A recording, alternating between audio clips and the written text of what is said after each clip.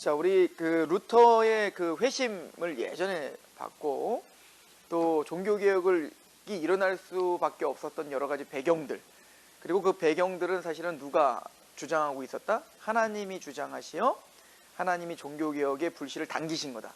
그 도구로 누구를 사용하신 거다? 루터를 사용하셨다라고 하는 것을 우리가 상고해 봤고요. 그래서 루터가 이제 우리 지난 시간에는 95개조 방방문을 1517년 10월 31일 날 비텐베르크 성당의 문 앞에 붙임으로, 이제 우리는 그거를 이제 종교개혁 500주년 뭐 이렇게 따질 때 1517년 그때를 딱 따지는 거거든요. 그래서 10월 31일만 되면 이제 종교개혁 그 주간을 이제 종교개혁 주일 해가지고 우리가 그 종교개혁 정신을 좀 되새김질하고 그렇게 우리가 정하고 있는데요. 어쨌든 루터가 이제 95개조 방방문을 붙였을 때 우리가 지난번에 알고 봤지만 루터의 신학이 아직 완성되는 단계는 아니었다라고 하는 거였죠. 그래서 우리가 지난번 끝에 95개조 방방문을 보면 여전히 뭐 교황권에 대해서 어느 정도는 인정하고 있고, 또 뭐 연옥교리랄지 이런 것들은 또 인정하고 있는 것들을 볼 때 루터는 그때 면죄부 판매에 대한 심각한 그 성경적 오류를 발견한 겁니다. 그죠?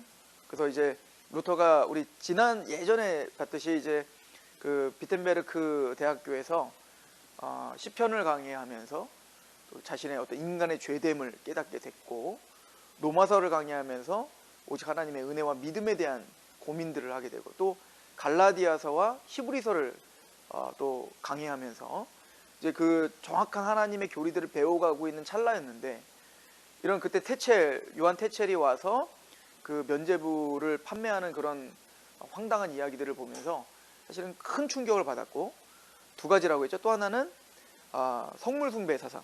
그래서 이제 11월 1일이 만성절이었는데 그 만성절날 그 수많은 인파들이 몰려서 미신적인 것에 자신의 모든 것을 대어 맡기고 있는 그런 어떤 참담한 모습을 보면서 예수님이 목자 없는 양처럼 유리하는구나라고 그런 무리들을 바라보면서 눈물을 흘렸듯, 아마 루터도 그런 목회적인 차원에서 자신의 생명을 걸고 사실은 이제 그 종교개혁을 일으켰다.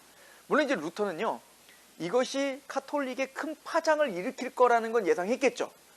그렇다고 해서 종교개혁이 일어나가지고 전 세계가 완전히 뒤집어지면서 개혁주의 교회가 어떤 이런 개신교가 분리될 거라는 상상은 하지도 않았어요. 루터는 당연히 그냥 이 천주교, 이 캐톨릭을 그냥 좀 개혁하자는 거였어요. 그냥 좀 바꾸자. 이거는 누가 봐도 이거는 성경적이지 않으니까 바꿔야 되지 않겠나? 라고 이제 시작을 했는데, 이거는 자기가 생각하지도 못한 방향으로 이제 막 끌고 가면서 이게 이 불길이 정말 기다렸다는 듯이 정말 석유를 다 뿌려놓고 언제든지 성냥 한 번만 딱 던져지기를 바라고 있었던 그런 상황처럼, 루터가 종교를 딱 불씨를 당기자마자 기다렸다는 듯이 막 불이 확 옮겨 붙는 그런 이상한 역사들이 일어난 거죠. 그러니까 근데 우리는 이제 사실은 이제 뒤를 돌아봐서 회상해 보니 이미 그런 사회적, 정치적, 문화적, 또 그런 학문적 그런 배경들이 있었다라는 걸 지금 인식하지만, 사실은 그 시대를 살아가면서 이걸 인식하기는 쉽지 않거든요. 그런 걸 다 인식하면서 살았다면 현명한 사람들이 오늘날 우리도 이렇게 고민하고 엎어지진 않잖아요. 오늘도 아마 우리도 우리 인생을 나중에 한 10년 후에 뒤돌아봤을 땐 이렇게 복잡한 문제가 아니었는데 그때는 그런 상황 속에서 그럴 수밖에 없었던 건데 왜 내가 그것 때문에 힘들었지? 라고 회상하겠지만, 오늘은 우리는 그게 너무 큰 문제거든요. 그러니까 그게 보이질 않아요. 하나님의 역사가 보이질 않는단 말이죠. 어쨌든 그 루터는 그렇게 해서 종교개혁을 일으켰고요. 근데 이제 오늘 다뤄봐야 될 것은, 이제 루터가 95개조 방방문 1517년도에 종교개혁의 불씨를 당길 때만 해도 미흡했다. 그러나 개혁이란 먼저 완전한 걸 세팅하여 개혁을 하는 게 아니라, 지금 말씀 앞에 서서 그 말씀이 지적하는 뭐 100개 중에 한 개라도 내 마음에 이게 정말 성경적으로 맞구나라고 한다면 그거를 루터처럼 과감하게 개혁하는 게 시작이죠. 그죠? 우리는 너무 큰 걸 이야기하다가 오늘 내가 해야 될 개혁을 놓칠 수가 있는 거예요. 그래서 우리는 가끔 아직 준비가 안 됐어. 루터는 그런 거 따지지 않았던 거예요. 준비가 어디 있어요? 하는 말씀으로 하나가 틀리면은 그게 이미 준비된 거죠. 그럼 하나 개혁하고 나가면 되는 거예요. 근데 재밌는 건 말씀으로 그렇게 하나를 개혁하고 나가면 또 다른 게 보이고 또 다른 게 보이는 거예요. 그런 것처럼 루터도 그렇게 성장하는 과정이, 성숙하는 과정이 있었다라고 하는 거예요. 그래서 이제 제가 이제 연도로 좀 따져서 좀 봤으면 좋겠다 해서 1517년도에 95개조 방방문을 붙였습니다. 그래서 1517년도에 이제 시작이 된 거예요. 자, 그런데 그러니까 당연히 이제 논란이 벌어졌겠죠. 근데 그 루터가 소속돼 있었던 수도원이 뭐였었죠? 아우구스티누스 종단이잖아요. 수도원. 그러니까 당연히 어디서부터 이런 논쟁들이 벌어지기 시작하냐면 당연히 이제 그 예를 들어 제가 막 뭐라고 하면 서산에서부터 막 뒤숭숭할 거 아닙니까? 그런 것처럼 루터가 소속되어 있는 그런 종단에서부터 뭔가 이제 그 논란이 되기 시작하겠죠. 자, 그래서 1518년도에 마인츠의 대주교 알브레흐트와 도미니칸 수도회, 나중에 이 도미니칸 수도회 끝까지 루터를 괴롭히는 수도, 나중에 이제 그 루터가 소속되어 있는 이 아우구스티누스 수도회는 종교개혁에 가담을 하게 됩니다. 나중에는. 그래서 루터파로 분류가 돼요. 거기 있는 막 수도사들 막 다 결혼하고 막 나중에 거기 남아있는 마지막 남은 수녀가 결혼을 못하고 그 여인을 데려다가 결혼한 게 바로 이제 루터의 아내, 평생 행복하게 살았다고 해요. 그렇게 루터가 사랑했다고 하죠. 자, 어쨌든 그 마인츠의 대주교였던 알브레흐트와 도미니칸 수도회에 의해서 로마 교황청에 고소를 당합니다. 그러니까 이제 거기서 고소를 하는 거예요. 로마 교황청에 고소를 한 거예요. 루터가 이거 이상하다. 고소를 한 거예요. 그랬을 때 이제 교황청에 이제 아우구스티누스 수도원장으로 새로 이제 부임했던 가브리엘 델라 볼타라고 하는 이 사람에게 교황청이 이제 명령을 내린 거예요. 야, 니네 소속이니까 니들 그리고 아우구스티누스 수도원이 그 루터의 주장을 다 철회하라. 너희가 빨리 사과 공문 내고 그렇게 하라. 라고 이제 명령을 내리죠. 자, 그때 1518년 4월 아우구스티누스파 종단 총회 때, 그래서 아우구스티누스가 어떻게 하겠어요? 당연히 이 문제가 됐으니까 교황청에서 니들 빨리 루터가 이런 말을 했다고 하는데 빨리 그거 철회하고, 그러니까 당연히 아우구스티누스 총회는 어떻게 했을까요? 총회를 열고 이거에 대해서 빨리 이제 결론을 줘야 될 거 아니겠어요? 자, 그래서 이 총회에 루터를 소환합니다. 그러니까 많은 사람들이 루터를 말리죠. 거기 가지 마라. 갔다가 너 죽는다. 왜 그러냐면 그때 이제 그 요한 테첼이 아직 거기서 있으면 뭐라고 떠들고 다니냐면 루터 자기를 지금 얼마나 얄밉겠어요. 루터가 자기를 정말 거기 95기조 방만문을 봤지만 거기 안에 테첼, 그냥 거의 누가 봐도 테첼을 지금 비난하고 있는 거잖아요. 그러니까 테첼이 루터를 아주 비난하면서 루터는 그 총회에 가자마자 화형을 당하게 될 것이다 라고 장담을 합니다. 자, 근데 거의 그럴 수 있어요. 왜냐면 지금 이미 왈도부터 시작하여 그리고 위클리프를 따르던 사람들, 게다가 존 후스가 딱 100년 전에 후스파가 완전 전멸당했거든요. 화형당했단 말이에요. 그거에 대한 이미 알고 있었던 사람들이 루터가 당연히 위협에 처했다는 것을 분명히 알죠. 그러니까 주위 사람들은 절대 가지 마라, 총회 가지 마라 했지만 루터는 난 가겠다라고 해서 가죠. 그리고는 4월 27일 날 지금 1518년도를 보고 있는 거예요. 그러니까 10월 31일 날 그랬으니까요. 그러니까 얼마 안 되는 거예요. 이런 논쟁들이 막 벌어질 시기인 거죠. 그러니까 1518년도 이제 4월 27일부터 5월 15일까지 이 아우구스티누스파 종단 총회가 시작됐는데, 이때 루터가 40개항의 논문을, 그러니까 40개 정도의 어떤 주제를 갖고 있는 논문을 이제 아우구스티누스 그 종단에 가져간 겁니다. 그래서 자기의 어떤 의견을 개진해야 되잖아요. 그래서 자신이 왜 그런 95조 방망을 붙일 수밖에 없었고, 왜 지금 로마 카톨릭 이 교회가 성경에서 떠났는지에 대한 자기 신학자의 입장을 논문으로 작성해서 가져가게 된 거죠. 그 논문을 다 우리가 여기다가 다 수록할 수는 없는데, 제가 한 6가지 정도로 한번 간추려 본다면, 첫 번째는 율법의 행위로는 구원을 얻을 수 없고 저주뿐이다. 그러니까 율법으로는 구원받을 수 없다. 인간의 어떤 행함으로 구원받을 수 없고 율법으로는 저주를 받을 뿐이지 율법은 우리의 구원을 시킬 수 있는 능력이 없다. 이거를 이제 천명. 왜? 이때쯤 구원론을 건드리기 시작한 거예요. 그러니까 95개조는 봤지만 여러분들 구원론이 별로 없었잖아요. 근데 이제 한 몇 개월 정도에 더 정리를 한 거죠. 근데 이 40개항을 이제 던지면서는 이제는 뭐예요? 루터가 본격적으로 구원론에 대한 논쟁에 불을 지핀 거죠. 사람의 의지는, 두 번째는 사람의 의지는 죄에 속박되어 있어 자유롭지 않다. 이건 뭐냐면, 왜 그러면 인간이 율법으로 구원받을 수 없냐면, 우리 인간의 의지는 선한 것이 나올 수 없다. 왜? 이미 아담이 타락한 이후로 인간은 이미 죄에 속박됐다. 우리 성경 공부할 때 맨날 제가 하나님과 인간 사이를 영적으로 죄와 사탄이 끊어버렸다. 그래서 우리는 누구의 속박 가운데 산다? 죄와 사단의 권세 가운데 사는 거예요. 그러니까 우리는 자발적이고 자유로운 자유가 사실은 없다는 거예요. 나중에 이거를 이제 노예자유이지론이라고 해서 이 루터가 좀 더 이제 확장하는 거예요.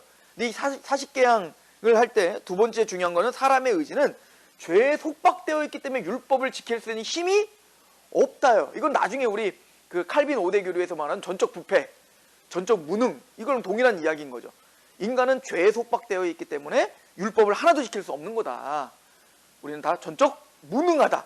개혁주의 그 용어로 사용하자면, 제가 왜 개혁주의라고 말하면 루터랑과 개혁주의가 좀 달라요. 우리가 이제 칼빈에 대한 이야기를 하겠지만 루터와 개혁주의의 구원론이나 이런 거는 같이 동일하지만 이제 세부적으로는 약간씩 다르게 됩니다. 이따가 예배론이나 이런 걸 통해서 좀 우리 확인하겠지만, 어쨌든 개혁주의와 이 루터라는 동일한 여기서는 동일한 구원론을 갖고 있는 겁니다. 그래서 전적 부패와 전적 무능을 사실은 인정하는 거죠. 왜? 인간의 의지는 다 타락했다. 그래서 이거를 제가 제 설명대로 한다면, 하나님과 인간 사이를 영적으로 끊어버렸기 때문에 우리 지정의가, 그죠?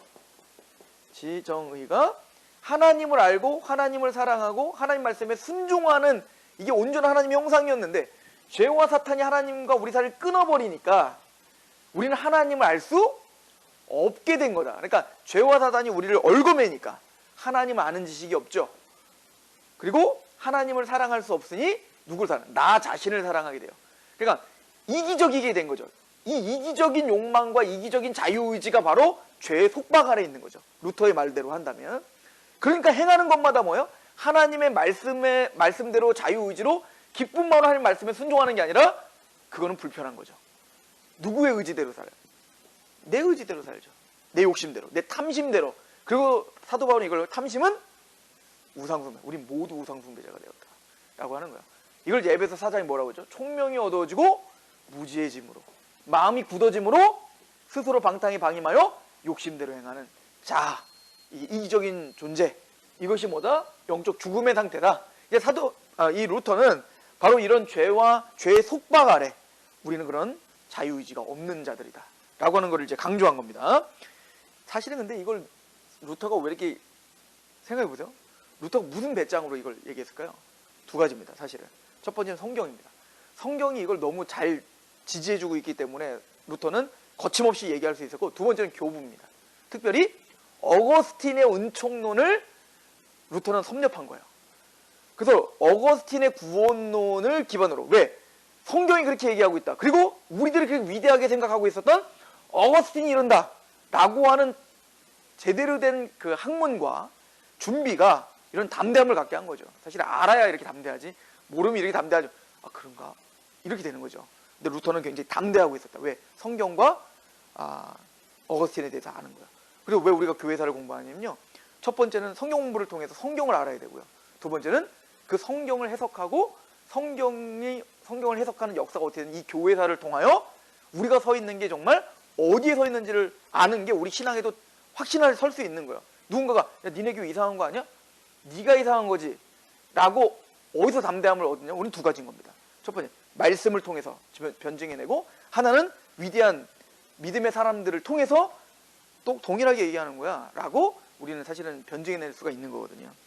세 번째, 루터는 사람은 아무도 선을 행할 수 없으므로 선행은 구원에 무익하다. 이거 똑같은 얘기죠. 그러니까 인간은 그러니까 하나님 차원의 거룩이라고 하는 것을 우리는 사실은 할 수가 없다는 거예요.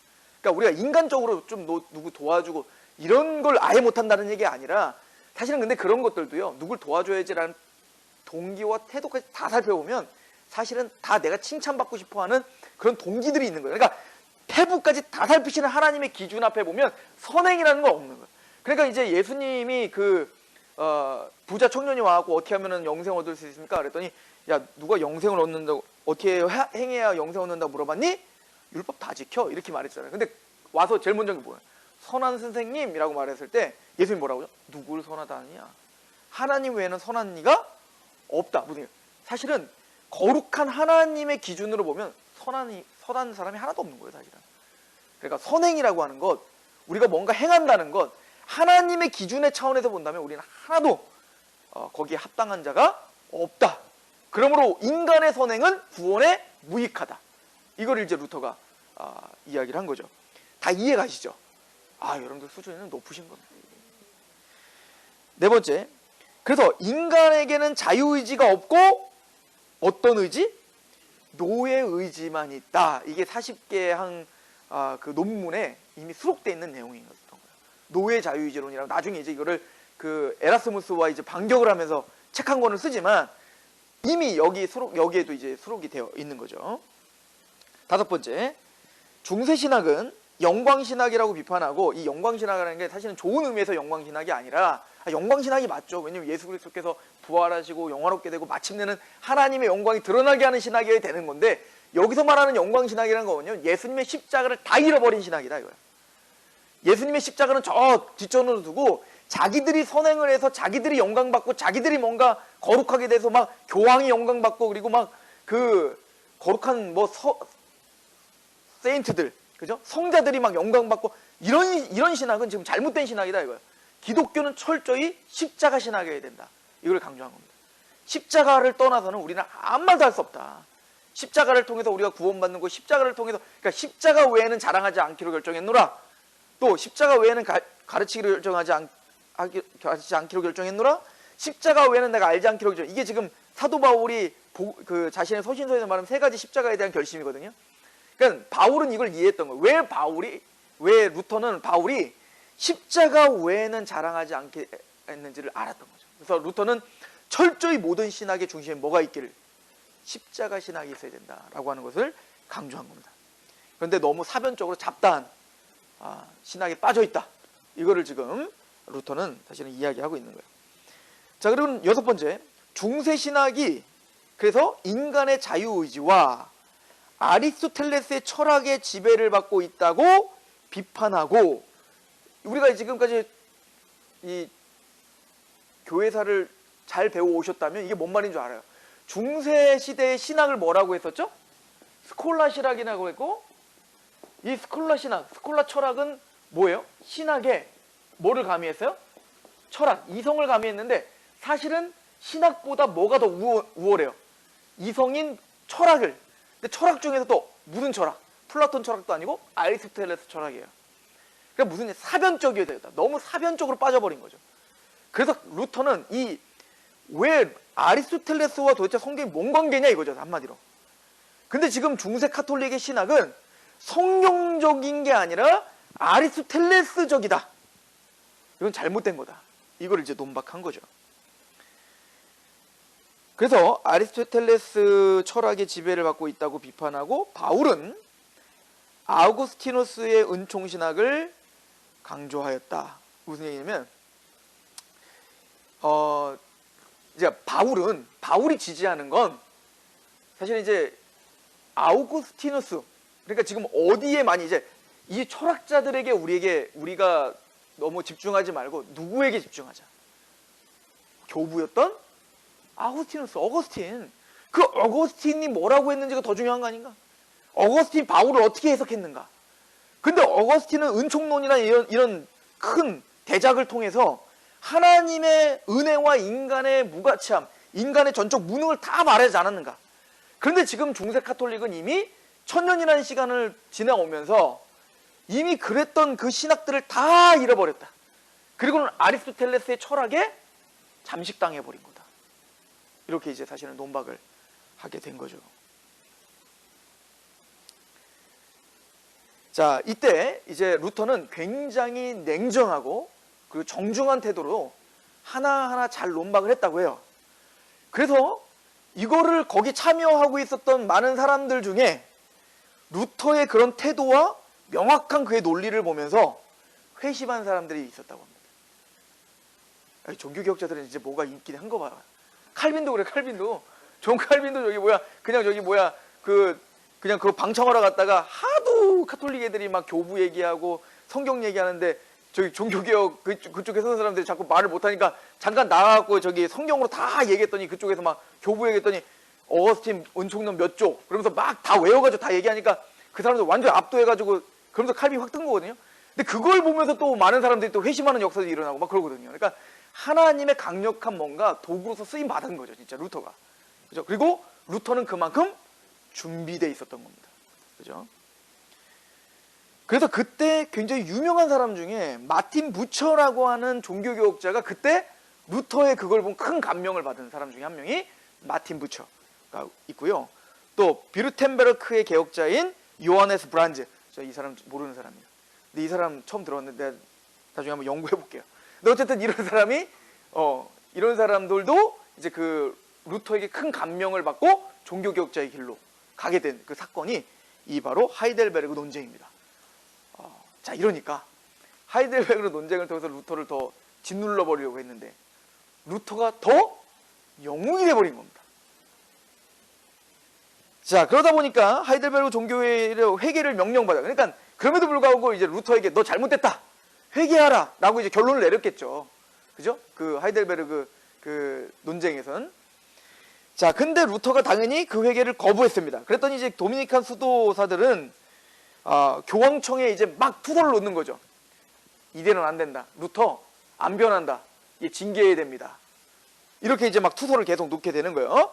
그래서 1518년도 4월에 하이델베르그 논쟁이 있었고, 그리고 그해 10월.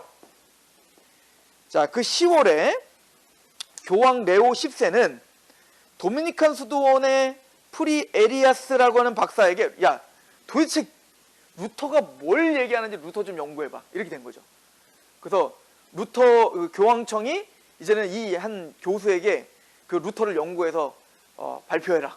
그래갖고 이단 정제해야 되니까 루터를 이제 연구하기 시작한 거예요. 그러면서 이제 결론을 이렇게 내렸다는 거예요. 10원을 보시면 교황에게 보낸 이 보고서에는 교회의 최종적인 권위가 교황에게 있고 면죄부를 교황에게 있다는 것과 면죄부 판매를 반대하는 이단입니다라고 결론을 내린 거예요. 그러니까 이 사람은 이제 그 루터를 정죄했던 이유가 두 가지인데, 하나는 뭐죠? 교황의 권위를 인정하지 않는다는 거. 두 번째는 면죄부 판매를 인정하지 않는다는 거. 이건 분명한 이단입니다. 이렇게 이제 결론을 내린 거죠. 그리고는 이제 루터를 로마로 소환을 하는 겁니다. 자, 이제 로마로 데려와라. 소환을 했는데, 이제는 로마로 가게 되면 분명히 죽게 되죠. 루터는. 그래서 루터의 보호자 역할을 했던 게 누구였다고요? 프리드리히 선제후잖아요. 그 프리드리히 선제후가 이제 정치력을 발휘해서, 이 선제후라는 건 그 영주들 중에 가장 몇 명의 그 황제 바로 밑에 있는 선제후예요. 이렇게 굉장히 힘이 세고, 그리고 황제도요. 그 당시에 신성 로마 제국 황제가 있었지만 그 신성 로마 제국 황제는 중앙 집권 체제가 아니에요. 다 영주들이 사실은 도시를 관할하기 때문에 함부로 막 쳐들어가서 전쟁하자는 것밖에 안 되는 거거든요. 근데 그 당시에 이제 선제후나 이런 사람들은요, 힘이 대단히 강력했기 때문에 함부로, 그러니까 힘이 있었죠. 그러니까 이 프리드리히가 로마에서 계속 이제 압력을 가해갖고 됐냐면, 로마에 소환을 했는데, 로마가 아니라 자기의 힘이 미칠 수 있는 아우구스부르크의 그 종교회의를 할 수 있도록 힘을 쓴 겁니다. 그래서 이 프리드리히가 힘을 써갖고 아우구스부르크에서 회의를 연 거죠. 그때 이제 이 아우구스부르크 이 회의가, 그래서 두 번째 1518년에 아우구스부르크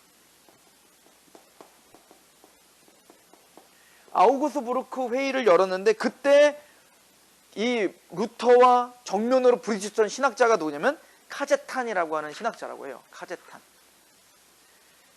자, 이 카제탄과 도대체 어떤 논쟁이 있었는지 이걸 좀 정리해보면 한 4가지 정도로 좀 정리해볼게요. 이 페이지로 가보세요. 첫 번째, 루터는 이제 성경의 권위에 근거하여서 교회 개혁을 주장했어요. 성경이 최종적인 권위다. 이걸 얘기했더니 이제 카제타는 그거에 대항해서 교회의 권위가 더 위에 있다. 이거를 이제 주장한 거죠. 자, 성경이 먼저냐? 교회가 먼저냐? 여러분들 뭐가 먼저인 것 같아요?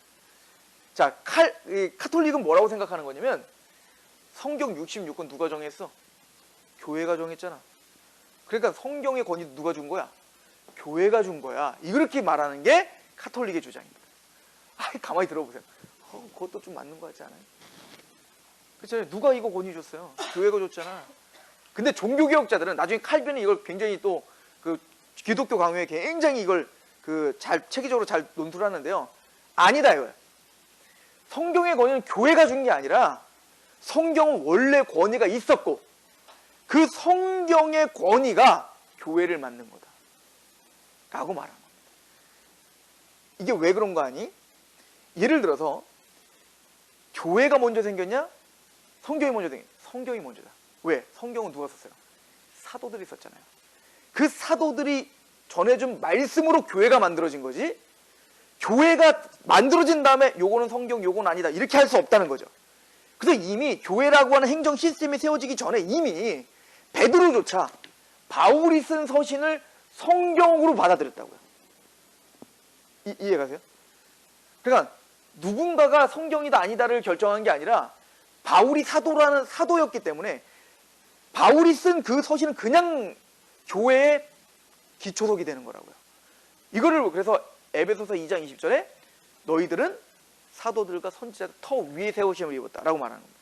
그러니까 사도들이 전해준 그 말씀이 우리의 반석이다. 그리고 그 말씀은 예수 그리스도를 전하는 거죠. 그래서 예수님이 우리의 반석이신 겁니다. 그래서 루터는 계속 말하는 건 뭐냐면 성경의 권위가 최종적이다. 그래서 지금 교회의 결정들이 성경에 위배된다면 그것은 오류다. 그러나 이제 카톨릭은 아니다. 교회가 우선이다. 그러면 교회의 결정과 성경이 만약에 틀리다 할지라도 교회가 성경의 권위를 주는 거기 때문에 교회의 결정이 더 우위에 있다. 이렇게 지금까지도 카톨릭은 그렇게 생각하는 거예요. 그래서 사실은 그 말이 안 통하죠. 그래서 성경을 갖고 아무리 따져도 걔네들은 빠져나갈 구멍이 있는 거예요. 카톨릭 전통에 보면 이렇게 자꾸 얘기하는 거죠. 자, 두 번째, 루터는 성경적인 가르침에 배치되는 면죄부를 폐지하고 교회를 개혁하라고 주장했습니다. 면죄부는 그러므로 최종적인 권위가 있는 성경에서 면죄부 판매는 이단적이다. 그러니까 폐지하자. 그랬더니 카제타는 교황에게 면죄권이 있다고 주장했습니다. 그러니까 끊임없이 이제 확연하죠. 루터는 끊임없이 말씀 중심의, 말씀이 아니면 다 없애라. 카톨릭은 교황이 먼저다. 교황이 교회의 반석이고 교황이 말한 게 교황이 성경을 지목할 수 있고. 그러니까 간단해요. 교황만 무너지면 돼요. 교황권만 무너지면 다 무너지는 거예요. 세 번째, 루터는 자신의 잘못을 지적해달라고 요청합니다. 그러니까 루터가 말하는 건 내 잘못이 무엇인가 지적해라. 내가 지금 말하는 거를 논박해봐라. 근데 루터가 말하는 건 뭐죠? 성경적으로 논박하라. 이 얘기죠. 그러니까 카제탄이 뭐라고 하냐면, 카제탄은 그렇게 논박하라고 하니까 내가 논박할게. 1343년 클레멘트 6세가 교서 유일서에 밝힌 바 공로사상을 부인하는 것을, 그러니까 얘네들은, 루터는 끊임없이 성경적으로 내가 뭐가 잘못했는지 얘기해봐라. 그러니까 카제탄은 끊임없이 뭐라는 거야? 1343년 클레멘트 교황 6세가 이렇게 말했지 않는가? 그러니까 성경적으로는 도저히 게임이 되지 않는 거죠. 그러니까 카톨릭은 끊임없이 뭐야? 성경 외에 교황의 어떤 칙서들을 자꾸 들이미는 겁니다. 마지막 네 번째, 믿음으로만 의롭게 된다는 교리는 성경의 확실한 지지를 받고 있다고 루터는 그래서 주장하는 거예요. 그러니까 뭐 카톨릭과 지금 루터의 싸움이 뭔지 아시겠죠? 이게 지금 카톨릭과 루터만의 싸움이 아니, 카제만의 싸움이 아니라 카톨릭과 지금 개신교의 싸움이에요. 지금도 이 싸움은 끝나지 않았습니다. 중심은 이겁니다. 그래서 이런 지루한 논쟁을 통해서도 루터가 전혀 변화되지 않으니까요. 이제는 힘으로 제압하려고 하죠. 그래서 이 카제탄이 막 힘으로 제압해서 이제 화형시켜야 된다. 이제 막 그게 이제 막 몰아붙이게 되는 거예요. 그때 이제 프리드리히가 끝까지 루터를 막 보호하려고 막 그 프리드리 없으면 벌써 루터 죽었어요. 그러니까 하나님이 프리드리를 정말 사용하신 거죠. 그죠? 자, 이게 이제 1518년도였어요. 그리고 1년이 지났습니다. 1519년도에. 그러니까 프리드리가 보호했기 때문에 계속 그래도 루터는 계속 끊임없이 연구를 할 수 있었던 겁니다. 안 그랬으면 이게 그러니까요. 저 이걸 보면서 진짜 루터는 시대를 잘 만난 겁니다. 그죠? 지금 이게 중앙 집권 체제였으면 벌써 죽은 거예요. 루터는. 이게 루터가 조금만 뒤늦게 태어났거나 조금만 앞에 태어났으면 얘는 죽는 겁니다. 만약에 조금만 뒤에 태어나서 봐요. 이제 좀 있으면 이제 중앙 절대 왕정이 시작되거든요.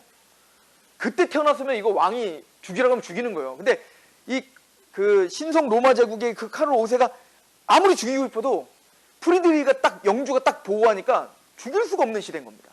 그러니까 하나님이요, 지금 루터의 신학적인 걸 준비한 것뿐만 아니라 그 모든 역사를 주장하고 있는 거죠. 그 모든 역사를 다 주장하면서 하나님은 지금 하나님의 말씀을 보호하고 있다는 관점으로 우리는 이런 교회사를 바라보셔야 되는 거예요. 그러니까 하나님 얼마나 위대하시고 우리가 측량할 수 없는 지혜가 있으신가, 여기에 우린 놀라셔야 되는 거죠. 1519년 7월에 이제 라이프치히 논쟁이 이제 벌어집니다. 자, 레오 10세는 이제 프리드리히를 찾아가요. 이제 프리드리히가 너무 보호를 하니까 프리드리히를 찾아가서 이제 하도 이제 너무 강경하니까, 그리고 루터가 구국의 영웅들이 되고 있다니까요. 지금 이게 왜 그런가 하니 보세요. 로마 교황청에 대한 신뢰가 다 떨어졌죠. 그러니까 이 루터의 이 말은요, 종교적으로는 종교개혁이지만 독일의 민족들의 민족주의적 정신인 거예요. 우리가 왜 저 다른 민족인 로마 교황청이 지배를 당해야 되냐, 자주권 있지 않냐. 그러니까 그런 거에 정치적인 어떤 감동과 종교적인 감동이 같이 가고 있었던 겁니다. 그러니까 프리드리히 말했잖아요. 루터를 완벽하게 다 지지하는 사람이 아니라니까, 근데 지금 프리드리히도요, 교황과의 어떤 그런 권력 다툼, 또 여러 가지 이제 그 종교적인 자신을 보호해 줄 수 있을 거라고 하는 어떤 약간 그 커미션이 있었던 거죠. 그런 것 때문에 루터를 좋아한 거예요. 그러니까 이런 것들도 다 사실 이 인간이 어떻게 이걸 계획을 할 수 있겠냐고, 이거를. 그렇죠? 자, 그러니까 이제 그 프리드리히에게 와서 루터 너무 그렇게 세게 하지 말자. 그러면 루터 네 말도 좀 일리는 있으니까 네 거 좀 철회하고, 교황권도 좀 인정하고, 그러면 내가 너 추기경 시켜준다고 해주라. 이렇게 타협안을 제시한 겁니다. 회유를 한 거죠. 그 당연히 이제 루터는 이제 안 받아들이죠, 그걸. 그래서 이제 그걸 거부하게 됩니다. 그래서 1518년도에 루터의 동료로 이제 비텐베르크 교수인 그때 또 어떤 칼슈타트라고 하는 이제 루터와 끝까지 이제 같이 동력하고 있는 이 종교개혁자 중에 한 명이에요. 루터의 동역자죠. 비텐베르크의 이제 동역자 중에 한 사람이었던 이 칼슈타트가 그때 성경의 권위가 교회보다 우선한다라고 하는 루터와 똑같은 주장을 하면서 또 싸우고 있었어요. 그러니까 루터만 싸운 게 아니라 이제 루터를 비롯하여 루터를 시작하여 거기에 동조하고 있는 동역자들이 이제 막 대거, 이때 이제 멜라니톤이라고 하는 이제 굉장히 출중한 신학자도 이제 루터의 동역자로, 나중에 루터가 이제 끝나고 멜라니톤이 그걸 이어받아서 칼빈과 같은 세대의 종교개혁자가 된 게 멜라니톤이거든요. 이게 멜라니톤이랄지 이런 칼슈타트라는 사람들이 이제 든든하게 루터를 이제 후원하는 사람들이 된 거예요. 신학적인 후원, 정치적인 후원은 프리드리히, 그리고 이제 신학적인 후원은 동료들은 이제 칼슈타트랄지 그 멜라니톤랄지 이런 사람들이 딱 붙어준 거죠.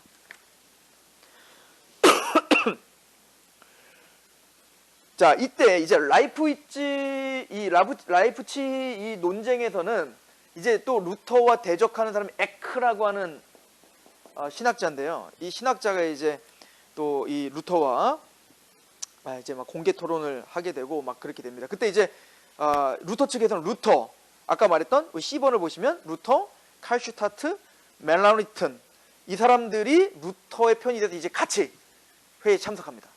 그리고 루터가 어디 대학교에서, 비텐베르크 대학교잖아요. 그 비텐베르크 대학이 이제 종교개혁의 이제 선봉이 되는 거죠. 그래서 거기 있는 동료 교수들이 루터에게 다 이제 동조하게 되는 거예요. 그러니까 이제 세력이 되기 시작한 거죠. 루터 혼자가 아니라 세력이 되기 시작하는 거예요. 하나님이 그렇게 동역자들을 불러주시는 거죠. 에스라가 율법에 자기 가슴을 찢으니 말씀 앞에 두렵고 떠는 자들이 에스라와 함께 모여드는 것처럼 지금 그런 역사들이 일어난 거예요. 그 한 사람이 필요한 거죠. 자, 그러면 루터와 이 라이프치 논쟁에서의 루터와 그 에크, 그 카톨릭과의 그 논쟁은 어떤 것들이 있었나 제가 좀 정리를 해보면, 첫 번째, 에크는 교황권이 하나님으로부터 나오는 것이므로 교황에 대한 순종이 바로 하나님에 대한 순종이라고 했다. 이 똑같은 얘기를 계속하는 겁니다. 그러니까 교황권이 이걸 인정하라. 루터는 교황의 권세는 위조문서인 이시도리안 교령집, 그러니까 교황의 권세를 이런 위조문서에 기반을 둔 거지 성경에 기반된 게 아니야 라고 하는 걸 논쟁함으로 그걸 반박하죠. 교황은 인간이 만든 것이고 많은 오류를 가진 교황이 그리스도의 대리자일 수가 없다라고 말해요. 그러니까 95개조 방만무보다 훨씬 더 발전된, 이제는 거의 이제 종교개혁 정신으로 거의 가까워지죠. 그래서 보통은 제가 이걸 연도수를 하는 게 왜 그러냐면 1517년에 95개조 방방문, 1518년도에 또 1519년도에 그리고 1520년대에 가면 루터는 절정에 달합니다. 그러니까 루터의 모든 사고체계가 완성되는 시기가 1520년대까지예요. 그러니까 이 몇 년 사이에 정말 미친 듯이 연구를 해서 루터는 이제 그 하나하나 이제 더 파고들어서 종교개혁 정신을 딱 정립을 한 거죠. 자, 두 번째, 루터는 그래서 오직 성경이 신앙의 도리와 생활의 규범이 되므로 성경의 가르침에 따라 교회를 개혁하고자 주장했고요. 반면에 에크는, 카톨릭의 그 편에 서 있는 에크는 오직 성경 사상은 중세 말 현대주의 사조에 따르는 이단이라고 주장합니다. 그러니까 오직 성경이라고 말하는 건 이단이다. 그리고는 왜 이단이냐? 이미 콘스탄틴 교회 회의에서 이단으로 정죄했다. 누구를? 위클리프, 존 후스, 이런 사람들 다 이단이었잖아. 그러니까 니도 이단이지. 그러니까 이런 논리예요. 그러니까 이게 악순환이지, 악순환. 그죠?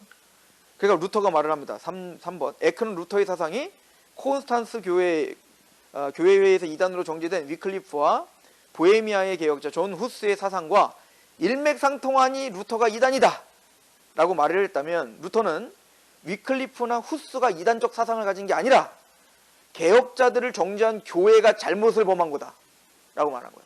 그들이 맞다. 그들은 성경적인 개혁을 한 건데 교회가 성경이 무지해갖고 이단으로 한 거니까 교회가 잘못한 거다. 사실은 이게 당연한 건데 중세 카톨릭에는 굉장히 충격적인 사실이야. 누가 오류가 있다는 얘기예요. 교회 회의가 오류가 있다는 얘기요. 교황이 오류가 있다는 얘기요. 그냥 로마 카톨릭 근간을 흔들어 버린 거예요. 이거. 네 번째, 루터가 그래서 이렇게 말을 합니다. 그 에크에게, 박사께서는 물거미가 물을 꿰뚫어 보듯이 성경을 보며 악마가 십자가로부터 도주했듯이 성경을 피하는 것을 보고 통탄을 금할 수 없습니다. 모든 교부들의 이름을 걸고 말합니다. 나는 미래의 심판자들에게 맡겨주신 성경의 권위를 더 존중합니다. 어떤 교황이 얘기했건 어떤 교회가 뭘 정했건 아무런 관계가 없습니다. 나는 성경만을 존중합니다. 박사님, 당신은 물거미가 물을 꿰뚫어보다, 무슨 얘기예요? 물거미가 물을 꿰뚫어보다 뭔 의미가 있어요? 걔가 뭘 알아 그걸?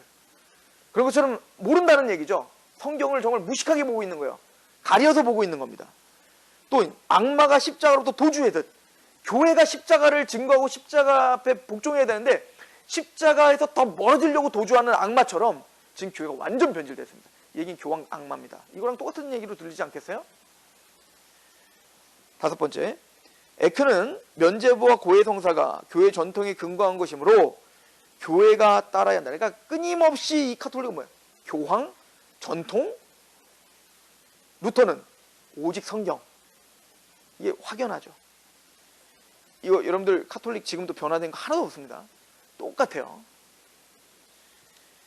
그래서 카톨릭 신자들이 우리도 성경 믿지, 우리나 거기나 다 똑같은 성경이야, 이렇게 말한다고 현혹되면 안 돼요. 그분들은 진짜 카톨릭 교리를 모르는 겁니다. 에크는 면죄부와 고해성사가 교회 전통에 근거한 것이므로 교회가 따라야 한다고 주장한 반면, 루터는 교회의 전통이 인간에서 비롯된 것이므로 잘못될 수 있고 오직 성경만이 오류가 없으며 면죄부와 고해성사는 성경의 교훈에 배치되는 것으로 반박했다. 이게 이제 1519년도예요. 그리고 이제 20년도에는 이제는 그 프리드리히의 보호 아래 이제 절정의 학문을 꽃피웁니다. 그 절정의 학문은 4가지의 책을 통해서 좀 짚어보도록 할게요. 우선은 그 글이 있죠. 이건 이제 오덕교 교수님이 쓴 글인데, 자 그냥 그대로 여기다가 인용했습니다. 같이 제가 한번 읽어볼게요. 3페이지에 있어요. 라이프치 논쟁 후 6개월 동안 루터는 무려 400쪽에 이르는 16개의 논문을 썼습니다. 이제 그의 종교개혁 사상은 완성되었고 신학적 논지는 투쟁 가운데서 점차 다듬어졌습니다. 특히 1520년 쓴 종교개혁 3개의 소논문들은 그의 발전을 보여주는 최고 수준의 것들이었습니다. 이 논문을 통하여 루터는 미신적이며 비성경적인 로마 천주교회의 공로사상과 성창관을 비판하고 복음적인 정부관, 교회관, 그리고 성내관을 제시합니다. 그러니까 폭넓은 모든 이제 교리들을 다 정리하는 거야. 그러니까 95개조 방만문과는 전혀 차원이 다른 이제 포괄적인 종교개혁이 시작되는 거죠. 구원론부터 시작하여 교회론, 성례론 다 완전히 이제 다 뒤집어버리는 이제는 수준까지 오게 된 겁니다. 자, 그래서 책 4가지를 좀 소개해드리면, 첫 번째 선행론이라는 책을 이 시기에 썼는데요. 1520년경에 5월에 썼대요. 이 5월에 썼을 때는 이 선행론은 뭐냐면, 결론적으로 말하면 믿음과 선행과 믿음과 율법의 관계를 이야기하는 겁니다. 그래서 선행이란, 가장 고차원적인 선행은 오직 예수를 믿는 것이 선행이다. 이걸 이제 강조하는 겁니다. 인간의 선행으로 구원받을 길도 없고 공로를 쌓을 수 있는 길도 없다. 우리가 할 수 있는 최고의 선행은 이미 모든 선행을 완성하신 예수님의 십자가를 믿는 거다. 이게 이제 핵심인 겁니다. 이게 선행론이라는 책에서 말하는 핵심이에요. 또한 여러분들 그 로마 카톨릭 교회의 또 중요한 그 신학 사상 중에 하나가 뭐냐면, 이건 이제 토마스 아퀴나스를 중심으로 해서 2층 구조, 제가 이제 강조했었죠. 2층 구조. 저급한 게 있고 고급한 게 있다고. 그러니까 우리가 가정생활하고 직장 잡고 뭐 아이들 키우고 저축하고 이런 건 뭐예요? 저급하고. 교회에서 뭔가 성직을 갖고 뭔가 성례를 참여하고 교회 봉사를 하는 건 고급하고. 이런 식으로 뭔가 이분법적인 사고를 갖고 있었다고 했잖아요. 이걸 깨트린 게 이제 루터예요. 이 선행론에 보면 선행이란 아까도 말했지만 예수 그리스도를 믿는 게 선행이에요. 구원에 있어서는. 그리고 그렇게 하나님을 믿고 있는 하나님의 백성들의 선행은 단순히 교회 안에서 이루는 우리가 말하는 거룩이라고 하는 차원에, 교회 안에 하는 거는 거룩하고 밖에서 하는 건 거룩하지 못하고 세속적 이런 게 아니라 우리의 모든 직장, 학교, 가정, 이 모든 게 다 하나님 앞에 선행이다. 요게 이제 만인 대제사장설과 연결이 되고, 나중에 이제 칼빈이 이거를 굉장히 뭐라고 표현하면 직업 소명론과 연결되는 이야기를 먼저 루터가 한 거예요. 그래서 본질적으로 세상에서 일상적으로 행하는 일들, 즉 장사 등 포함한 모든 직업이 본질적으로 선하고 거룩하고 하나님의 일이다. 이거를 루터가 이야기한 거죠. 칼빈이 직업 소명론이 갑자기 뚝 나온 게 아니라 루터의 이런 사상에 입각하여 더 그걸 발전시켰다고 볼 수 있으면 돼요. 자, 두 번째 책은 독일 기독교 귀족에게 고함이라는 책인데요. 이거는 이제 8월달 1520년 8월달에 쓴 건데, 교황청의 권세, 그러니까 선행론은 말 그대로 선행이 뭔지를 정리한 거라면, 이 책은 뭐냐면 교황에게는 권세가 없다, 이걸 말하는 거예요. 그러니까 이 로마 카톨릭이 교회와 모든 이 악함을 만들어낸 그 근본적인 3가지 정신이 있었다는 거예요. 주장이. 제가 그 번호로 매겼는데, 첫 번째는 뭐예요? 교황청이 세속 권세를 지배할 수 있다. 이거 어떻게 발전했는지 우리가 중세 할 때 좀 다뤘죠. 그죠? 뭐 캐노사의 굴욕 막 이런 거 절정에 이뤘던 그런 것처럼 교황청이 세속 권세도 지배할 수 있다라고 하는, 이게 아주 근본적인 정의. 두 번째는 뭐냐면 성경 해석권은 오직 누구에게만 있다? 교황에만. 그러니까 세속 권세를 지배하기 위해서 세속 권세가 교황이 지배할 수 있다라고 하는 거. 교회를 지배하기 위해서 모든 사람들이 성경을 자기 멋대로 해석 못하게 자기만 해석할 수 있도록 뭐요? 교황만이 성경 해석권이 있다라고 말한 거. 세 번째, 교황만이 종교회의를 소집할 수 있다는 거. 이 세 가지가 카톨릭의 근간을 이루는 거예요. 이 세 가지만 부셔지면 종교개혁은 완성된다. 루터는 그렇게 본 거야. 그래서 이 독일 기독교 귀족들에게 고함이라는 체계를 통해서 이 세 가지가 왜 성경적이지 않은지를 드러낸 겁니다. 그러니까 루터는 그냥 단순히 현상을 개혁하려고 하는 게 아니라 잘못된 뿌리를 다 뽑아버리려고 하는 거예요. 근간을 부셔버리려고 하는 겁니다. 그러니까 지금 로마 카톨릭이 이렇게 악하게 된, 열매를 맺게 된 그 뿌리가 이 세 가지라고 생각한 거예요. 교황이 세속권을 지배할 수 있다. 교황만이 성경의 유일한 해석자다. 교황이 교회 종교회의를 소집할 수 있다. 이 세 가지를 부셔버린 겁니다. 이게 바로 독일 기독교 귀족들에게 고함이라는 책이에요. 자, 세 번째는 교회의 바벨론 포로 시대라고 하는 건, 이건 성만찬에 대해서 비판한 겁니다. 성만찬을, 그러니까 카톨릭에 이제 7성례가 있다고 했죠. 왜? 기억나세요? 교황이 있고, 하나님은 교황을 통해 누구에게? 주교에게, 그죠? 추기경들이죠. 주교들에게, 그리고 누구에게? 사제에게 피라미드 구조로다가 은혜를, 이게 파이프들이에요. 파이프들 쫙 이렇게 흘려보내는 파이프. 그런데 그럼 이 사제들이 성도들에게 이 은혜를 흘려보내는 방편이 뭐예요? 7성례죠. 이 성례가 그러니까 거의 뭐 미신적으로 이제 드려졌는데, 루터는 이거 7성례 주님이 가르쳐주는 성례 아니다. 주님이 가르쳐주는 성례는 딱 원래 몇 가지예요? 2개입니다. 성찬과 세례. 근데 루터는 하나 더 껴요. 고해성사까지 낍니다. 그래서 아주 미흡한 거죠. 요거는 이제 누가 확 개혁해버리는, 개혁주의에서 이제 확 개혁해버리는 거죠. 루터는 이때까지도 고해성사는 주님이 하라고 하신 성례라고 생각을 하고 있었어요. 그러나 어쨌든 루터는 7가지 이 성례가 왜 비성경적인지를 논쟁하고, 특별히 이제 이 교회의 바벨론 포로 시대라고 하는 책에서 중요하게 여겼던 건 뭐냐면, 그 당시에 이제 성례가 화채설이라고 했잖아요. 성찬식이. 자, 화채설이 뭐죠? 떡과 포도주가 있는데, 사제가 기도하면 떡과 포도주가 진짜 뭐가 된다고요? 예수님의 진짜 살이 되고, 포도주는 진짜 예수님의 피가 돼요. 아니, 이게 떡이 무슨 떡이지, 뭔 피야. 저기 살이야. 근데 이게 아까 말했지만 스콜라 철학, 뭐가? 아리스토텔레스적인 개념이 들어왔다고 했죠. 그래서 현상이 있고 본질이 있는데, 현상은 밀가루일 뿐이지만 그 안에 내면의 진짜 내면, 그거는 이게 진짜 예수님의 살로 변한다는 거예요. 그걸 누가 보증해? 과학적으로 증명이 돼요? 증명 안 되죠. 그냥 그렇다고 하니 그런 거지. 이게 화채설입니다.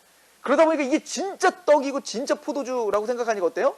포도주와 떡을 받을 때 이제 무릎 꿇게 됐고, 나중에 말씀드렸지만 포도 자꾸 흘리니까 포도주는 안 주게 되고, 그리고 이제 웬만하면 이제는 성찬도 안 하게 하는 거예요. 왜? 자꾸 흘리면 안 되니까. 그리고 루터가 이거는 미신적이다 라고 하면서 모든 성도들이 성만찬에 참여할 수 있다 라고 하면서 뭐라고 하냐면 공제설을 얘기했어요. 근데 이게 좀 애매해요. 공제설이라는 게. 나중에 개혁자들, 쯔빙글리와 심하게 다퉈갖고 분열을 일으킨 게 바로 이 성찬의 논쟁입니다. 공제설이 뭐냐면요, 여기 이제 쓴 대로 보면 좀 어렵긴 한데 이렇게 보시면 돼요. 공제설은 뭐냐면, 그리스도께서 떡 위에, 떡 안에, 떡 옆에 육체적으로 임재하신다는 공제설. 뭔 얘기냐면, 화채설은 떡 자체가 그냥 예수님의 살이 되는 거야, 그냥. 근데 이제 루터는 그건 미신이다. 떡은 떡이야. 근데 떡인데 거기 떡 옆에와 위에와 아래에 예수님이 함께 계시다는 거예요. 그래서 우리가 진짜 거기 참여한다는 거예요. 그러니까 쯔빙글리가 보기에는 그거나 뭐가 달라? 그리고 루터는 왜 안 달라? 이게 다 싸우는 거예요. 그래서 쯔빙글리는 나중에 뭐라고 하냐면, 웃기는 소리 하지 말고 그냥 기념이야, 기념. 이게 무슨 뭐 예수님이 거기에 뭐 옆에 있고 위에 있고 무슨 공제는 무슨 공제야. 그냥 예수님이 기념하랬으니까 그게 기념이야. 그냥 이거 먹으면서 내가 예수님의 십자가의 피에 이렇게 참여했구나 그러는 거지. 그러면 이제 루터는 아니 예수님이 정해놓은 이 떡과 포도주를 그렇게 신성한 거를 아무것도 아닌 것처럼 그렇게 여기는 거는 이 가벼운 나쁜 놈들, 막 진짜로 이게 이것 때문에 갈라져요. 이게 엄청난 문제였던 거죠. 그럼 중요한 거, 칼빈은 뭐라고 했을까요? 칼빈은 찌빙글리와 루터를 화해시키고 싶어서 두 가지의 중립을 또 지킵니다. 이건 나중에 제가 같이 할게요. 어쨌든 그러나 공제설까지만 해도 카톨릭은 난리 버거진 거죠. 그래서 이게 루터를 화형시키려고 하는 아주 중요한 이유 중에 하나가 이거였어요. 왜냐면 왜 그랬냐면 모든 이 피라미드 구조에서 사실은 제일 중요한 건 죄사함인데 얘네들은 미사가 뭐예요? 제사고 얘네들이 제사장이에요. 제사장이 하려면 뭐 해야 돼요? 제사를 드려야 되는데 화채설이기 때문에 이게 진짜 재물이거든요. 진짜 예수님이 죽은 거예요. 이게 반복적으로. 근데 그것 자체를 부인한 거기 때문에 카톨릭이 보기에는 미사 전체를 부인하게 된 겁니다. 왜냐면 진짜로 루터는 미사를 부인했으니까요. 제사라는 걸 부인했잖아요. 그러니까 이게 공제설, 우리 측에서 보면은 공제설이 이게 뭐야, 좀 제대로 개혁하지 라고 하지만 카톨릭 입장에서 이것도 죽일 놈인 거야. 그죠? 그래서 이것 때문에 완전 단절되는 계기가 바로 이 공제설입니다. 뭐 요거는 나중에 더 자세하게 우리가 이야기할게요. 자, 이제 네 번째 책은 그리스도인의 자유인데요. 이건 이제 이신칭의를 굉장히 잘 논박한 거예요. 그러니까 이런 거죠. 그리스도 안에 믿음으로 얻는 자유에 대한, 그러니까 우리가 믿어서 자유, 진리할지 진리가 너희를 자유케 하리라 라고 하잖아요. 그 자유한다는 것은 내 맘대로 사는 자유가 아니라 우리는 원래 어디 속박돼 있었어요? 죄와 사탄에 속박돼 있었는데 예수님이 우리에게 자유를 주신 것은 말 그대로 이제는 내가 마음대로 할 수 있다는 게 아니라 그 자유란 사랑에 강권되어 하나님의 말씀에 복종할 수 있는 자유. 이게 진짜 자유야. 그래서 이신칭의를 이때 굉장히 이렇게 잘 논쟁해요. 그래서 오직 믿음으로, 오직 은혜로만 구원받는 거지, 의롭다함 받는 거지, 그 어떤 행위도 들어갈 수 없어? 그러면은 그 믿음이 우리를 방종으로 끌고 가냐? 아니다. 그건 자유를 잘못 이해한 거다. 이거 왜 이런 논문을 해야 될까요? 카톨릭이 오해해서 자꾸 공격하잖아요. 니들은 자꾸 그럼 선행이 없어도 된단 말이냐? 이렇게 하니까 그 얘기가 아니다. 우리는 사실은 율법주의자들보다 더 하나님 앞에 경건하게 살아야 된다. 왜? 구원받기 위해서가 아니라 이미 구원받았고 우리는 죄에서 자유했기 때문에 하나님의 아들의 나라로 옮겨진 자유가 있다. 그런 걸 하나님의 말씀 앞에 기쁜 마음으로 순종할 수 있는 자유. 이게 진짜 기독교인의 자유다. 그런데 이게 우리가 가르치고 있는 자유인 거예요. 루터는 지금 이 네 가지 책을 통해서요, 성찬에 대해서, 선행에 대해서, 교회 권위에 대해서, 그리고 구원과 성화에 대해서 아주 정확하게 잘 정리를 한 거죠. 물론 이제 성찬이나 이런 거는 좀 미흡한 게 있지만 말이에요. 자, 어쨌든 이게 이제 1520년도에 이제는 루터가 자기의 모든 사상 체계가 절정에 이루었다라고 하는 것을 우리가 볼 수 있는 증거들을 좀 찾아본 겁니다. 그리고 이제 루터 하면 가장 유명한 사건이 벌어지죠. 자, 이 정도 되니까 이제 로마 교황청은 이제 루터를 더 이상 가만히 둘 수가 없었습니다. 왜냐면 루터가 이제 구국 영웅이 됐거든요. 독일은 국민적 영웅이 됐어요. 그러니까 어찌하든 이 루터를 이제는 죽여야 되겠는데, 그래서 그 당시에 이제 그 신성 로마 제국의 황제였던 이 사람이 이제 스페인 사람이거든요. 칼 5세.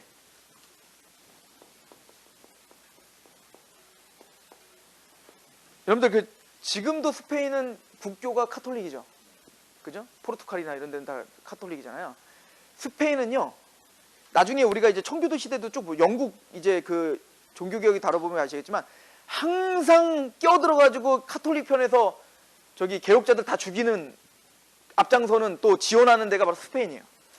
근데 그 신성 로마 제국, 이게 로마 제국이라는 게 몇 나라를 합해가지고 이제 그 황제를 만든 건데, 그 신성 로마 제국의 황제 칼 5세가 스페인 사람이에요. 그래서 누굴 진짜 죽이고 싶을까요? 루터를 죽이고 싶어요. 근데 왜 못 죽여? 프리드리 있대. 이 프리드리가 너무 이제, 그래서 칼 5세가 프리드리를 얘기를 합니다. 보름스 회의를 열을 건데 루터를 보내달라. 단 당신이 루터를 호위할 수 있도록 내가 허락하겠다. 당신 책임지고, 아니 안전을 당신 보장하면 되잖아. 그래서 프리드리히가 안전을 보장하겠다라고 하는 칼 오세의 이야기를 받아들여서 루터를 보냅니다. 보름스에. 근데 이제 보름스에 가서 이제 거기서 이제 잘못되면 죽는 거거든요. 루터는. 거기 이제 막 이제 루터를 죽이고 싶은 그 마음이 절정에 이르렀던 게 바로 이 보름스 회의이기 때문에.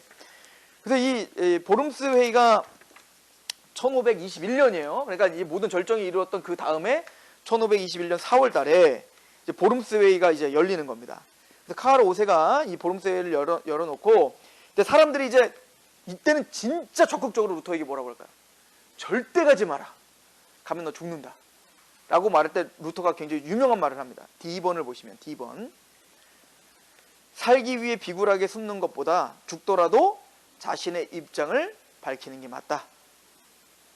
만약 보름스 지붕의 기아장들만큼이나 마귀들이 자리 잡고 있다 해도 나는 그곳에 가겠다. 이 유명한 말을 이제 하고 떠나죠. 그래서 이제 보름스 회의가 이제 시작이 됩니다. 이게 4월 16일 날 보름스에 도착해서 이제는 시작을 하는데, 이때 이걸 보기 위해서 2만여 명의 군중들이 막 몰렸다고 해요. 이 루터가 굉장히, 그러니까 독일에서 루터를 호위하기 위해서 온 병사들도 있고요. 루터의 편인, 이제는 독일, 그러니까 루터는 이제 혼자가 아니에요. 이제는 독일 전체가 다 루터를 지지하는 세력이 된 거죠. 자, 그때 이제 루터에게 이 보름스 회의에서 이제 정죄를 하겠죠. 그때 이제 루터가 너 그거 다 버려. 얼마나 겁났겠어요, 루터가 사실은. 그래서 그 마이클 브루스 그 책에 보면 루터가 굉장히 겁을 냈다라고 이제 이야기를 해요. 그러니까 굉장히 두려워서 이제 당당하게 갔는데, 너 그걸 철회하라. 그러니까 책 다 태우고, 너 그거 지금까지 말한 거 다 철회하고, 안 그러면 죽이겠다, 이런 식으로 이제 막 가니까 루터가 잠깐만 생각할 시간 좀 주세요. 이렇게 한 거죠. 그래서 루터가 이틀 동안이나 고민을 한다고 해요. 이틀 동안이나 막 얼마나 겁났겠냐고요. 그러면서 여러 가지를 생각을 했겠죠. 자신이 가르쳤던 또 자신의 책들을 또 한번 다시 훑어보기도 했겠고, 그래서 성경적으로 이게 맞는지 안 맞는지 확인했겠죠. 그래서 웬만하면 성경적으로 이게 괜찮은 거면은 좀 나도 이제 좀 타협도 좀 해보고, 이런 생각도 있었겠죠.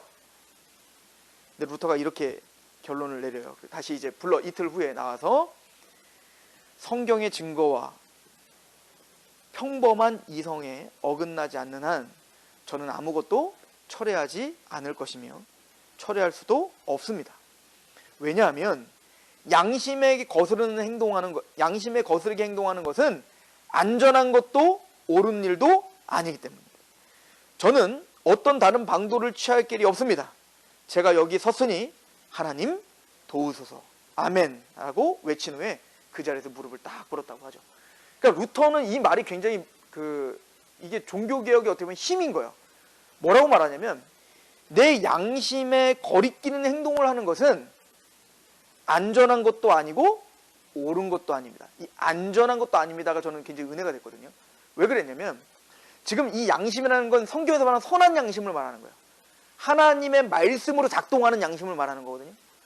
근데 내가 아무리 봐도, 그냥 이성적으로 생각해봐도, 성경적으로 생각해봐도, 성경이 아무리 내 양심이 그게 맞다라고 말하는데, 이거를 거스르고 지금 당장의 나의 안위함과 편안함 때문에 내 안전을 위해서 그걸 포기한다는 건, 사실은 그거는 안전한 처사가 아니다. 그죠? 철저하게 어디 앞에 서 있는 거예요, 지금 루터는? 하나님 앞에 있는 거예요. 겁났어요, 루터는. 너무 겁나서 이틀이나 시간을 달라고 했던 거예요. 그런데 아무리 생각해봐도 루터는 지금 칼을 들고 있는 그 황제가 겁나지만, 그래서 내가 예수님을 포기하고 복음을 포기하는 게 안전한 것처럼 느껴지지만 그게 진짜 안전한 게 아니라는 걸 알았던 거예요. 왜냐면 나에게 진짜 안전한 건 하나님의 편에 서 있는 게 안전하다는 걸 얘는 알았던 거죠, 루터는. 저는 이걸 보면서요, 이게 그냥 쑥 지나갈 수 있는 말인데, 저는 이게 루터의 힘이었구나라는 생각을 좀 했어요. 내가 생각하는 안전은 뭘까? 그렇지 않아요? 여러분들이 생각하는 안전은 뭐예요? 여러분들이 생각하는 자녀들의 안전은 뭐예요? 저도 우리 아들, 딸들의 안전을 굉장히 신경 쓰거든요. 특히 아빠들 더 신경 쓰잖아요. 근데 진짜 영혼을 생각할 때, 또 영혼을 생각할 때 우리에게서 진짜 안전이 뭔지를 아는 사람이었던 거예요. 예수님도 그러죠. 너희를 육체를 죽이는 임금을 무서워하지 말고 너희 영혼을 지옥불에 던지는 하나님을 두려워. 뭐가 안전인가? 깊이 생각하라. 사실 루터는 저에게 그렇게 물어보는 거 있는 것 같았어요. 그래서 약속대로 브롬스회의가 끝나고 루터를 이제 안전하게 보내줍니다. 왜? 누구랑 약속했으니까? 프리드리랑 약속했으니까 어쩔 수 없이 보내주지만 프리드리 모르게 암살 계획을 짰습니다. 이 칼 5세와 교황이. 근데 그거를 또 프리드리가 첩보를 또 듣죠. 그래서 어떻게 하냐면 자기가 호위하고 가고 있잖아요. 근데 다른 병사를 보내가지고 루터를 납치해 가요, 그냥. 그러니까 자기 병사들도 이 루터 어디 갔는지 모르게 걔네들을 막 제압하고 루터를 데리고 납치해 갑니다. 근데 루터는 그게 이제 난 죽었다. 난 이제 죽었구나 하고 갔는데 봤더니 프리드리가 자기의 영역 안으로 루터를 꽁꽁 숨긴 거예요. 그리고 거기서 뭘 하냐? 루터가 성경을 번역합니다. 프리드가 그거를 보호를 해주죠. 아, 이거 프리드 너무 멋있죠. 프리드리 참, 그러니까요. 이 사람은 정말, 하여튼 이 프리드리를 하나님이 정말 쓰신 거죠.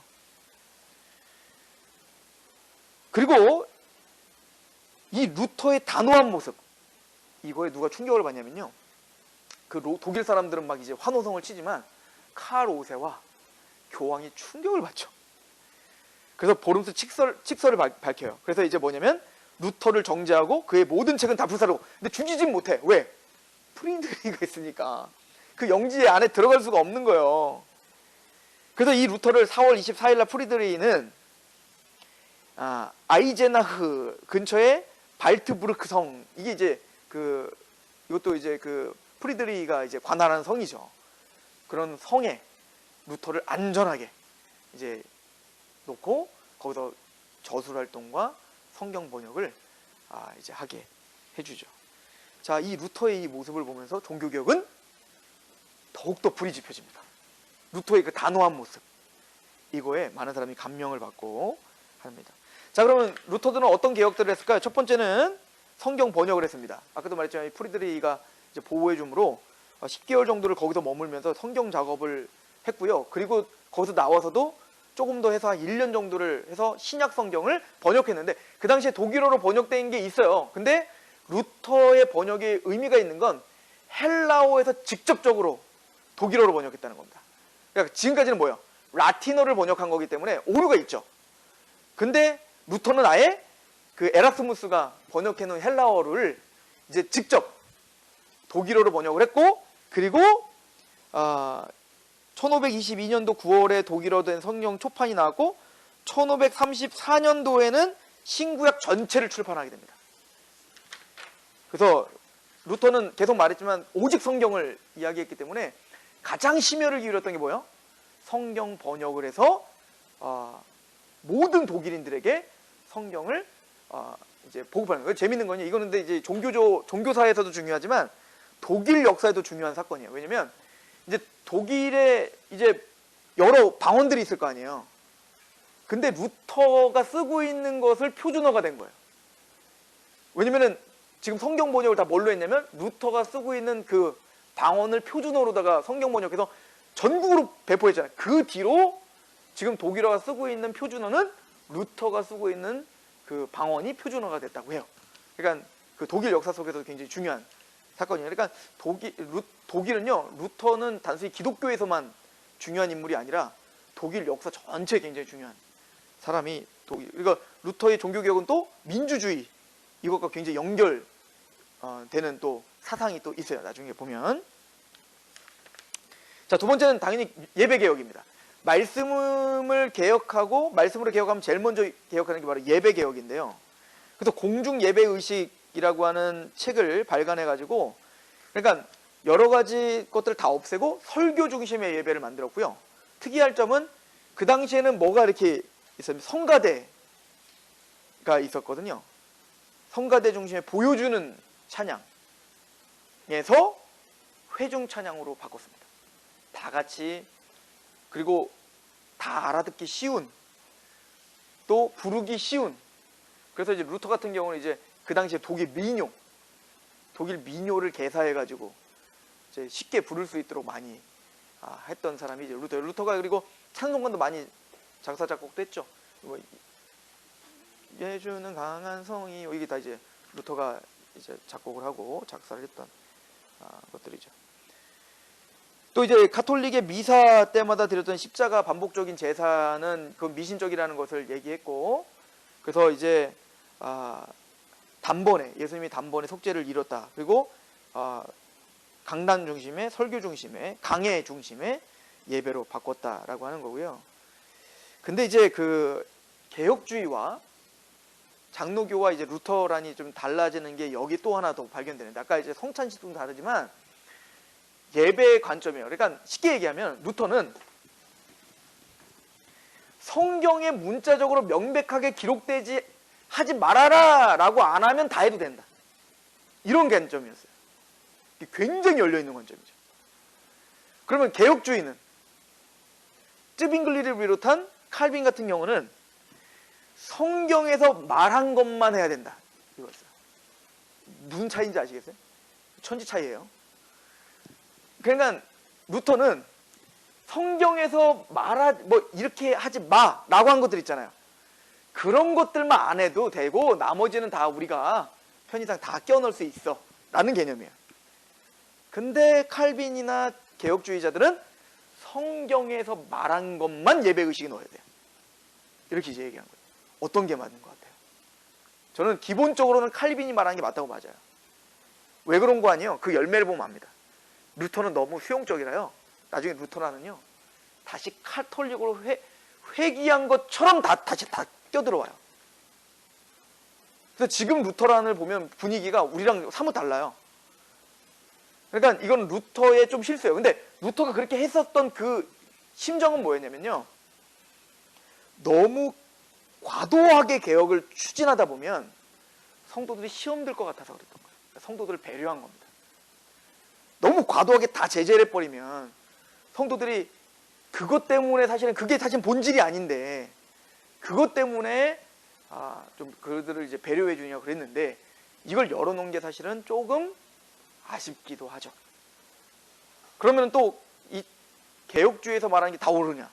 그래서 막 진짜 극단적 개혁주의는 또 뭐라, CCM은 당연히 부르면 안 되고 찬송가도 부르면 안 돼요. 찬송가도 이게 잘못된 게 너무 많기 때문에 성경에 있는 것만 불러야 되니까 시편 찬송만 불러야 돼요.